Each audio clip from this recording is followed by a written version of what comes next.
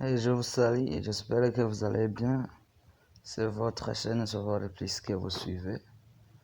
Ok, aujourd'hui je vais partager ensemble avec vous quelques points à faire référence lors de la recherche ou du choix de votre PC personnel.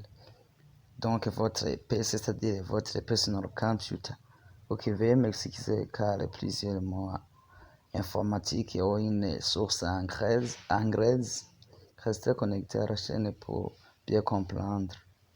Je vous incite de s'abonner à la chaîne si vous n'avez pas encore fait, d'aimer, de commenter et de partager la vidéo pour que les autres sachent aussi comment bien choisir les PC, sans oublier d'activer la cloche de notification pour obtenir plus de vidéos. Il existe de nombreux PC en fait parmi lesquels vous pouvez choisir.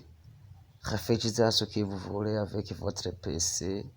Avec cette façon, vous pouvez facilement trouver un PC qui vous convient. Pour choisir un PC, il faut se référer au point suivant. Il faut se référer à la taille. La taille est plus importante. Ils sont mesurés en pouces. Plus le nombre de pouces est élevé, plus votre PC est grand. La résolution indique la netteté de l'image. Donc, plus la résolution est élevée, cela implique que aussi l'image est plus nette. Le processeur, on peut parler que le processeur, c'est le code, c'est le cœur de votre ordinateur. En effet, pour une utilisation quotidienne, les tâches qui ne sollicitent pas beaucoup de processeurs, un Intel Core i3 est suffisant. Si vous avez besoin d'un PC pour éditer des photos et vidéos, il vous faut un Intel Core i5 ou i7. Les vrais joueurs devront choisir un Intel Core i7 ou i9. Ok, quatrièmement, on peut parler de la carte graphique. Ok, la carte graphique joue aussi un grand rôle. Si vous jouez beaucoup à des effets de dessin en 3D ou éditer des photos et vidéos, vous devez choisir une carte graphique de Nvidia.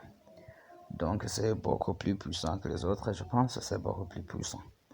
Cinquièmement, on peut parler de stockage. Combien de gigaoctets de stockage? Cela indique aussi la quantité de données que vous pouvez stocker avec votre ordinateur portable. Plus vos données sont importantes, plus le nombre de gigaoctets de stockage est important.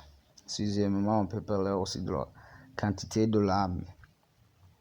Donc la mémoire RAM qui signifie Random Access Memory et la mémoire de travail.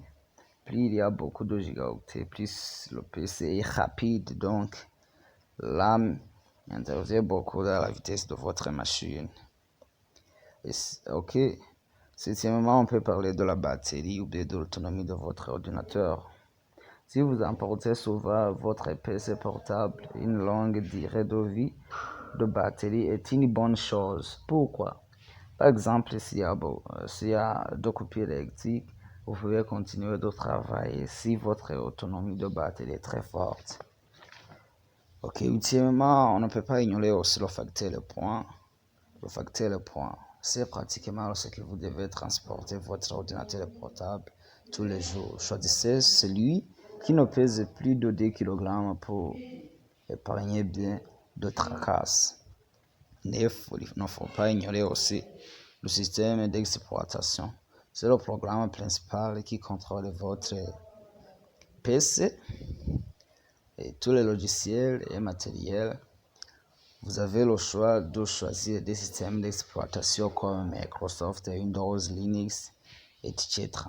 Et enfin, dixièmement, on peut parler aussi d'IPLI parce que tous varient en fonction des moyens, en fonction des possibilités.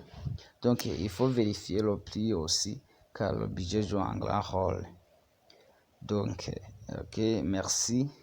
Merci beaucoup. En général, c'est ceci.